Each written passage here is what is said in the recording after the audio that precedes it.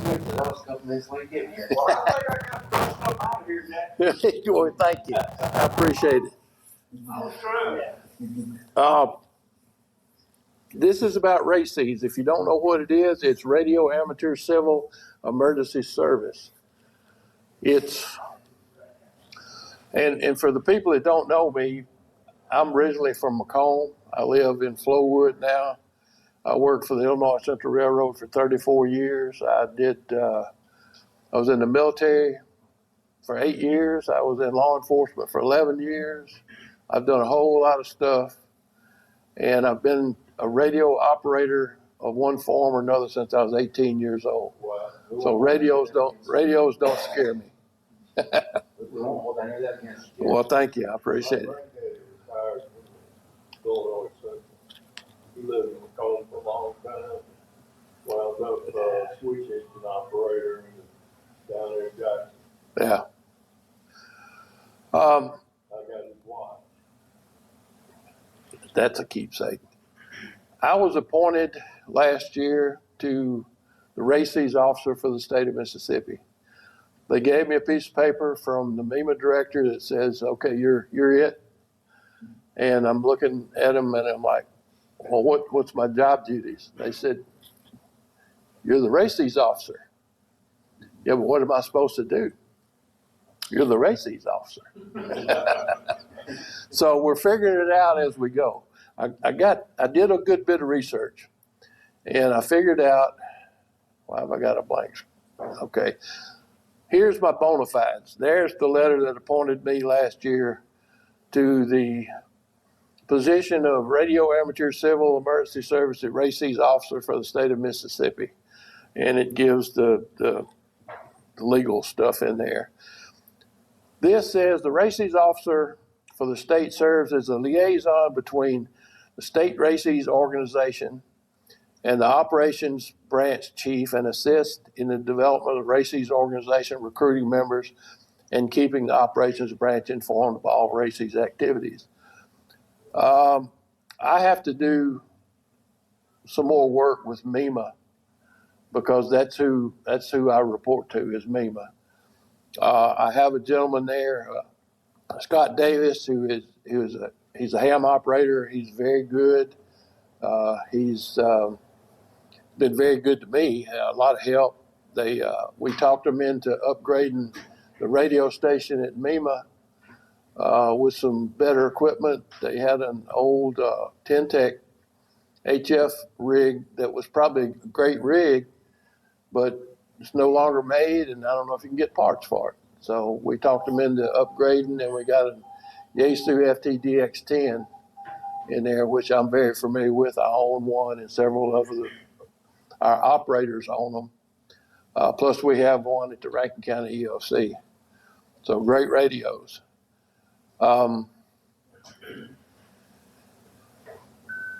RACES, and I'll say it again, Radio Amateur Civil Emergency Service is an official FCC regulated and FEMA administrated service. And this service is important to remember. It's a service. It's not an organization, it's a service.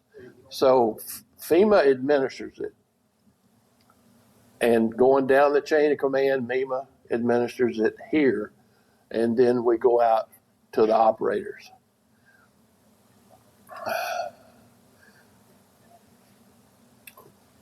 This ARES is Amateur Radio Emergency Service, but it is an organization. It's a volunteer, non-governmental organization run by the ARRL.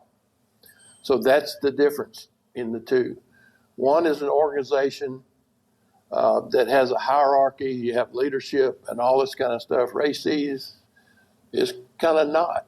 It's a collection of operators that have volunteered to operate for a particular emergency management person or organization. Could be a police department, fire department, could be MEMA, could be an EOC, could be anybody that's designated as an emergency management official, could be the mayor of the town. Don't know. but they're the people that you have to get in touch with and get registered with, and there has to be a registration. So I'm going to go over some of that stuff as we go along. I'm not going to read all this. This is going to be, this presentation and a whole bunch of other stuff are going to be on our Aries website, and I'll give you the address for the website. Actually, it's easy to remember: msares.com, MississippiAries.com, msares.com. There's a races tab. There's a races tab out on the far right of the opening page. You go to the races page, and all this information will be out there. The presentation will be there, plus links to all of the stuff that we're going to talk about. I'm not going to read all of this, but just the highlighted parts. Races volunteers serve their respective jurisdictions pursuant to guidelines and mandates established by local emergency management officials. So if you volunteer for a county EOC, the EOC director of your county tells you what he expects you to do.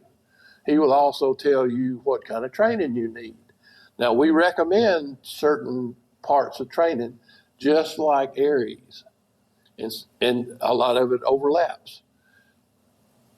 Your local EOC person, whoever that is, may require something else.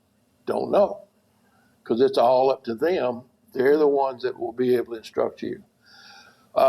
RACES volunteers have to be certified by a civil defense agency. That's a requirement. I was not able to find any kind of a standard form, so I came up with one. And you'll have access to the forms too. They're on the website. They're basically for the state of Mississippi, but you can use them for anywhere.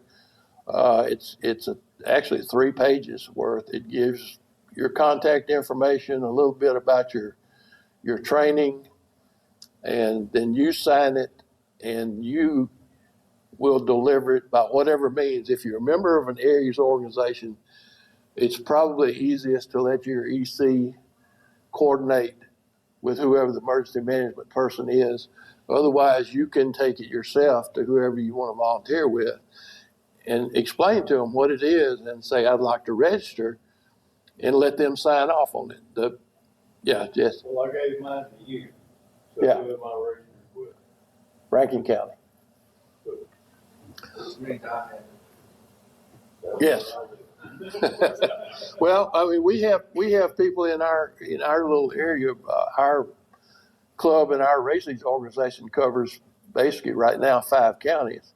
So if you register for races, because none of the other counties are interested in even our Aries group, you're registered for Rankin County, even though you may live in Hinds County or Scott County or Copiah or Madison or wherever. So you're registered, and you have to be sure you designate where and who you're registered with. Yeah. It's been my understanding that most of your emergency management officials don't even know what races is. No. So you're gonna have to go in and sit with them and show them and explain it to them, And we haven't seen any that didn't respond to it in a positive way. So I mean, so far, but and you may run into those that say, okay, that sounds great. I'll give you a call, and they're done. You never get a call. They won't call you back. They're not interested. Well, that's the thing. If something happens and they wish that they had you, then it's too late,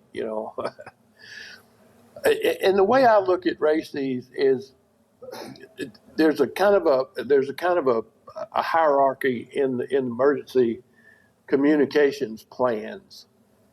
Races is at the bottom, as far as I'm concerned. It's the last place that you would go to get radio operators, because most of the Aries organizations that work with emergency management entities have a hierarchy, and everybody's used to operating within that. RACES is hey, you're an individual operator, And once you fill out that form and get it registered, I don't have anything to do with that. All I do, I'm a facilitator. That's all this job is to try to get the people that want to be races operators, that want to volunteer, try to get you information so you can go and volunteer with an organization that you want to support. So that's where we are. FCC, this is kind of what they feel like amateur radio does: recognition and enhancement of the value of the amateur service to the public as a voluntary, non-commercial communication service, particularly with respect to providing emergency communications. That's our job. That's what we do. Part 97. RACES, again, tells you what it is. No station may transmit in RACES unless it is an FCC licensed primary, club, or military recreation station. Got to have a license. Got to have a ham license. Can't operate without it. Not in RACES. And it is certified by a civil defense organization as registered with that organization. Could be anything. Like I say, could be a fire chief, police chief, mayor, the EOC director. Small towns may not have anything other than a fire department or a police department. If you think that they need your services and maybe 2 or 3 people, go to them and sit down and talk about this. Say, hey, there's this thing that we can do and volunteer with you, and if you need us, we can come provide communications with ham radios. You know, they think, and correct me if I'm wrong, organizations these days think that their communication systems that they have bought commercially will never fail. And we all know better than that. Just give me an edge cutter, a piece of fiber, and I can shut it all down. I hate to tell you that actually happened. I was on duty in the fire department at North Carolina, and the Viper system was down, and the dispatchers weren't sure because their supervisor didn't tell them how to send out text messages so that people know that, and they tripped across it and happened to call somebody on the cell phone saying, we got the text message, or at least I did. He said, oh my God, they started screaming, saying, you work. And I said, I'm at this particular station, call my cell phone if you need it before the Viper system comes back up. It's happened. Oh, yeah. Yeah, we know. I mean, it's, and I'll stop right here for just a second and tell this little story. A gentleman that used to work for Rankin County EOC, we were over there doing some work, putting up an antenna, and he was helping us, and he told me that during Katrina, he was over the search and rescue team for Rankin County. And he said they got deployed to the coast. He said they gave them a picture and an address. It was a service station that they were supposed to report to on Highway 90. And they had the GPS coordinates and all that. They gave them satellite phones that had little antennas, little dishes that you set up on top of a vehicle. He said, and we're supposed to connect to the satellite and you talk and all that. He said they were, okay, here we go. We're going to the coast. They get down there, they get to the GPS coordinates, there's a slab where the service station used to be. He said, and they said, well, what are we going to do? And he said, well, this is where we're supposed to be. We're going to set up right here. He said they set up the satellite phones. Not a single one of them worked. He said not a single one of them worked. He said, and we're sitting there, he said, I guess he sent people out to try to find people and tell them that they didn't have communications. He said, in a little bit, a guy comes, he said, an older guy comes driving up in a car, and he said, yes, sir, can I help you? He said, yeah, where you want me to set up? He said, what do you mean? He said, well, I'm a ham radio operator. He said, I heard y'all need communications. He said, that guy stayed with us 12 days. 12 days. until we got comms back. So we have value. And right after that, the federal government poured so much money into everybody's communication system that they just about put us out there. Because everybody, highway patrol, the DEQ, all of them, they got all these portable everything now. Yeah, that's how they It's still got glitches. Oh yeah, yeah. It doesn't always work like they say. Oh, yeah. Like- That was next up sometime. They even told us that we never hear about it. Yeah. Recommended training, and this is part of some parts of the Aries training requirements. At least the FEMA IS 100 and 200. Everybody that does amateur radio should be familiar with that. Whether you're an Aries member or anything else, just take those two. You can do them online. You get a certificate that says you passed it. You have that. You can put it in a binder or something. You can always show people, hey, I got training. The 100, 200, 7, and 800 are FEMA courses. They give you a real good background on the Incident Command System and the NIMS, National Incident Management System, which Incident Command System is a part of. And this ARRL class is Intro to Emergency Communications, and it's not a real easy course, but it's a good one. I've taken all these, and I've got the certificates to prove it. This last line is important. Additional training may be required by your local emergency management agency. You won't know until you get there and talk to them if they require anything more than this. They may say, all we need is somebody that can operate a radio. And as ham radio operators, we pretty much all know how to do that. You know, we can sit down at a radio and operate it. You need to know how to take messages. You need at least to know how to copy a radiogram or an ICS 213. All that information is available. In fact, the website that I'm going to get at msaries.com has all sorts of training stuff. I mean, we took a couple of years to put everything together in that website, and it's actually pretty thorough.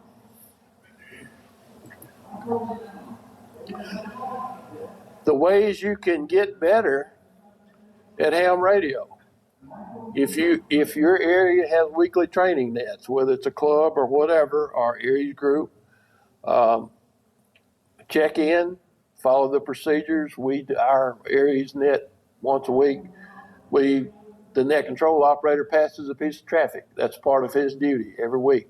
He passes a radiogram or an ICS 213. And everybody's supposed to copy it, and somebody has to read it back to him. So that's just part of it. In-person meetings. Our club meets once a month. Public service events. We got a foot race coming up the 17th. Yeah, 2 weeks. Last year we had, I think, 15 volunteers that came and scattered around the course. It's an 11-mile course. We showed that. We did. We showed them what for, didn't we? Exercises. Yeah. Exercises. The set, obviously, once a year. Please use the International Phonetic Alphabet. I know some of the longtime hams like to use sugar for S, and I mean, you can just make up anything you want to, but there you go. But it's so much quicker when everybody uses the phonetic alphabet, because if I'm copying a message and somebody starts using strange terms, I have to stop and think, okay, what letter was that? But I'm so used to the phonetic alphabet, it makes it simpler. Learn to copy common ICS forms, radiogram, ICS 213. If you work for weather service, storm spotter reports, learn what the Weather Service requires. It's usually the location, the time, who you are, and what you observed. Location and nearest intersection usually. Yeah, a good location. There's the phonetic alphabet for ones that are not familiar, and that slide didn't come out too well. All right, to become a registered race operator, you must submit a completed application to your local emergency management authority and have it accepted and signed. It can be county, city, or town, or community authority. This can be done with the assistance of your local areas group or individually if no areas group is available.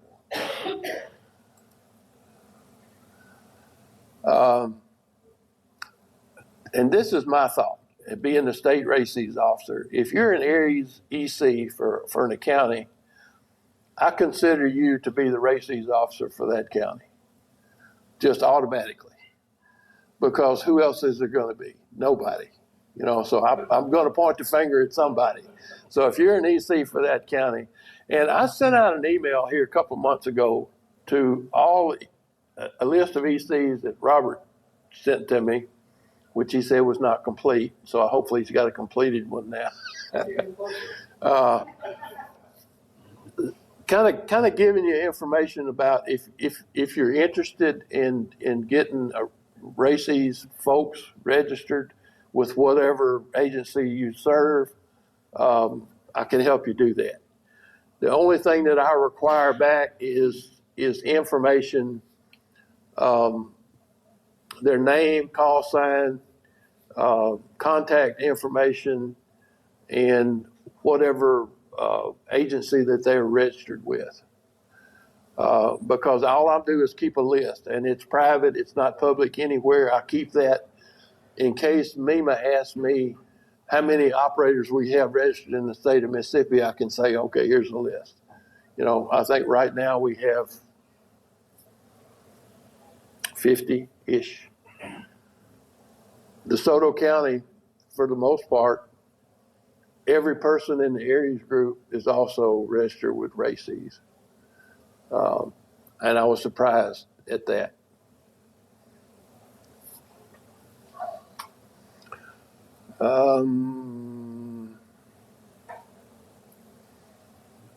Yeah, and this, if your group serves an agency that handles emergency communications, such as a county, EOC, or other local agencies such as police or fire departments, you should be willing to deliver submitted applications to the appropriate authority, and if approved, email information to me at this address. And that's for the ECs. And you know, if your county or your agency is not interested in races at all, don't worry about it. I mean, we want volunteers and we want to promote it, but there are going to be those emergency management people that just don't want to fool with it. They don't really know what it is, and it's like I guess maybe they don't see the value in it. And truthfully, it's such a low spot on the ladder of emergency communications.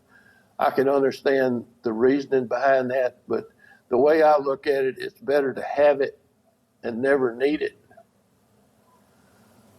You know, yeah, because I mean, we all know that stuff happens. If they give you any grief about it, just tell them to do some research on martial law. And that's the other thing, and I'm going to get to that here in a little bit about the times that you can be activated. And one of them in particular, it struck a note for me, and I immediately said, "Yeah, I'm going to register for that."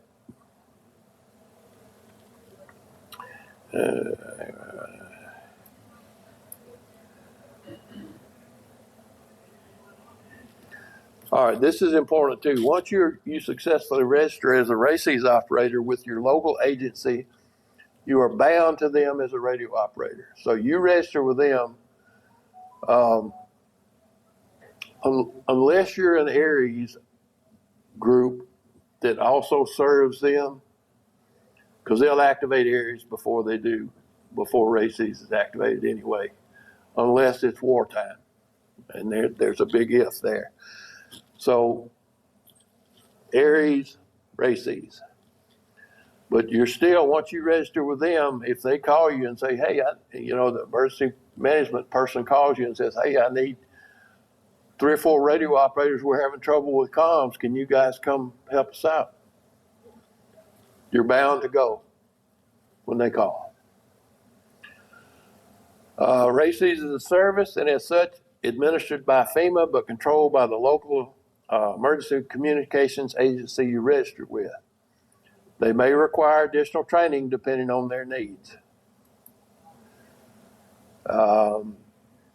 This is pretty much how to handle the paperwork. Once it's approved and signed off, you should get a copy back. They keep a copy. You should get a copy back, and then send the information to me at that msraces@yahoo.com, and I'll put you on the list. All right, here is the link, and if you just go to msares.com, first page it comes up, and I'll show you here in a minute, and you'll be able to get the races page real easy that way. Somebody asked me a while back about, are we having any exercises or drills? I don't know yet. I have to talk to the folks at MEMA to see if we can actually set something up. There is a limitation on how much time you can spend as a races drill, and I think it's an hour. It's an hour limit per week or something like that. I don't remember exactly. I should have that in here, but I didn't. Emergency communications, someone who is willing to be prepared to help others in time of need, and we all are, or we wouldn't be in here. And that's me. That's what I'm going to do is, I'll say,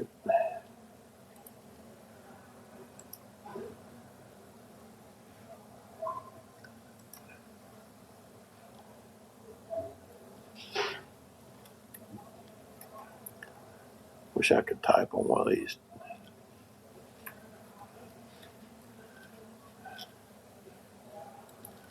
All right, this is what the msares.com website looks like.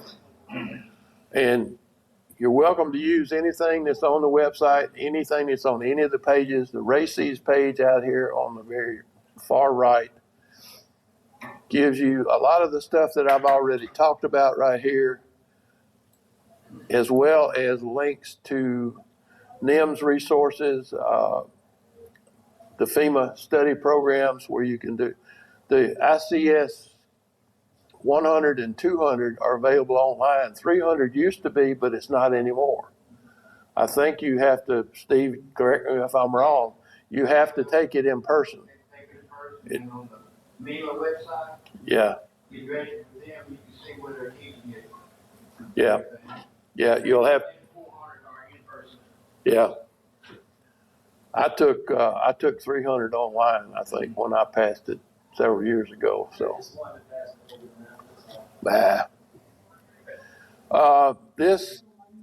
The resource documents here on this line give you pretty much what I've already covered about what the FCC considers amateur radio to be for.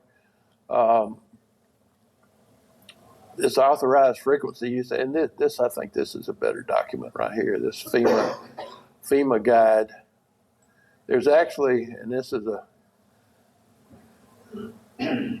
typical government issued document, as you can tell. Yeah, I know.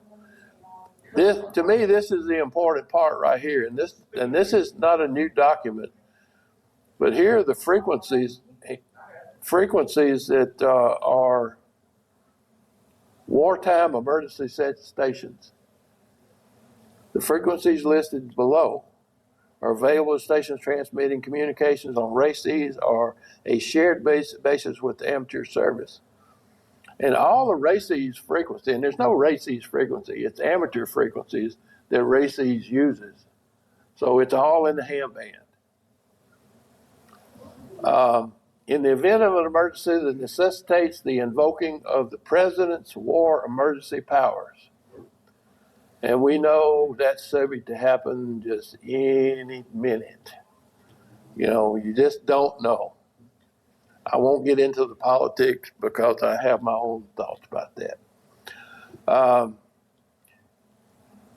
Once that's declared, only races stations and amateur stations participating in races may transmit. And these are the frequencies that are allowed. So this document is the first one on this additional resources document that's really, really worth studying and looking into. All this is other just background information. I'll show you the application that we have that I came up with. If you're in Mississippi, you can put the county in and fill this out.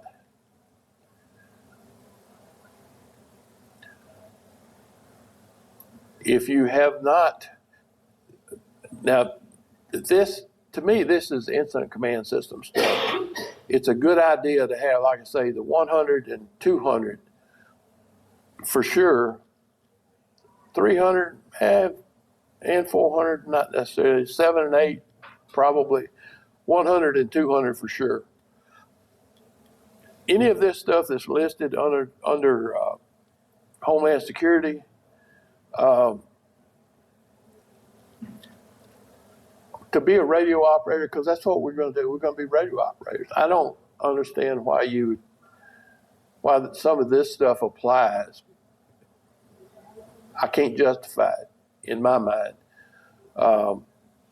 Now, some of the emergency management people may require some of this stuff. Who knows? But this is just a background. If you don't have any of this training and you still want to volunteer, just don't put anything. Just don't check anything. Doesn't matter. You can still volunteer without it. And probably they'll take you. Gives you an idea. Do you need or not need a hard copy of the NIFOG and the AUXFOG? Well, I have them on my phone. There are versions out there. They're free. You can go out to whatever kind of phone that you have. You can go out to the app, download and get them there.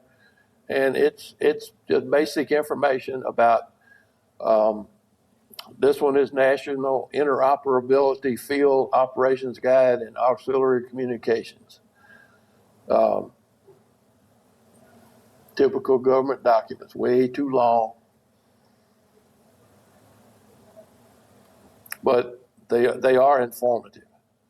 The last page here is where you sign it and give your information, and then below this line is, well, it'll be still. Your local emergency management official will sign here, that give the locality and their signature and the date, and then they keep a copy, give you a copy. You email me the pertinent information that I need to put on the list, and everybody's happy. The one thing about RACES is you can be activated in any sort of emergency. If there's an Aries group in your area, they'll probably be activated first. If there's no Aries group, they may call you directly. Just don't know.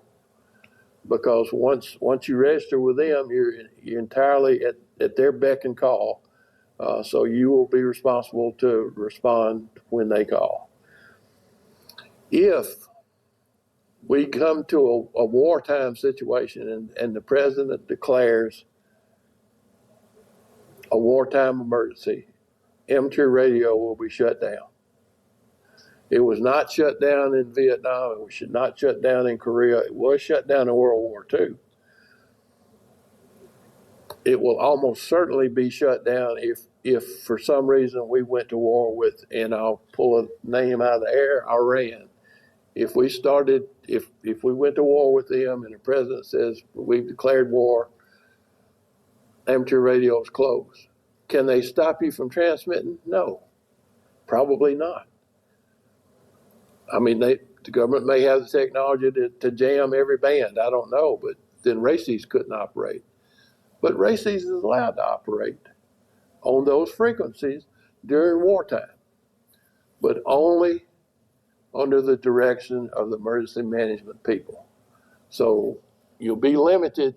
If you still want to operate, you probably won't be able to operate from home, although you may. Again, it'll depend on who you're registered with. But that's the thing that caught my eye, that I don't like the idea of being shut down for any reason. I think free people need the freedom to do what the things that you want to do. So I can understand the reasoning behind it, because maybe there's a potential for sabotage or something like that. I don't know. But I don't want to be shut down. I want to continue to operate. So that's why I took it on myself to register, and that's why I took this position to try to help people understand what this is and you make the decision. You know, I'm not telling you, hey, you need to do this. I'm telling you it's there if you want to do it. And I think it's important. It's important enough to me that I volunteered and that I took this position on and think enough of it to try to educate people and continue on with it. And like I say, I just started out, not very far into this. I've got a good bit of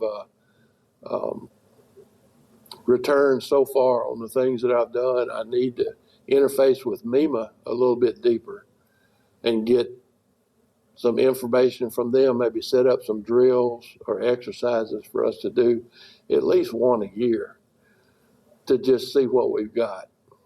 So if you register and I have you on the list, you'll be getting some emails probably in the future.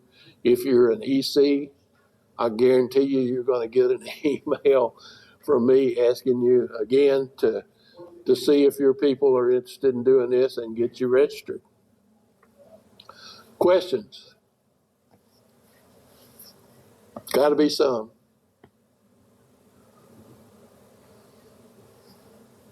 No?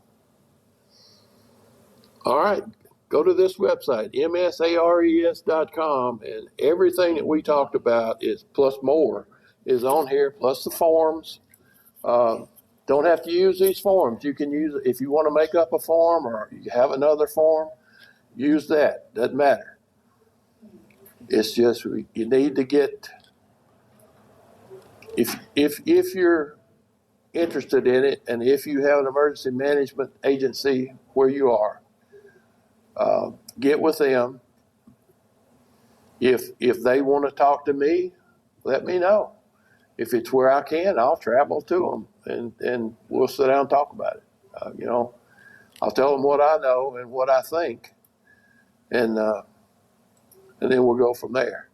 Again, everything we do, and this is a very simple website, but we got a lot of information on here. In fact, this is Rankin County. This was our EOC director until recently, and this is our station that we have at the Rankin EOC.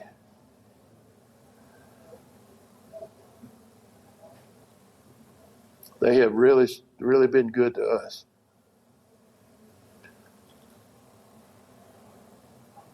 All right. Well, that's it. Y'all, the person that was in that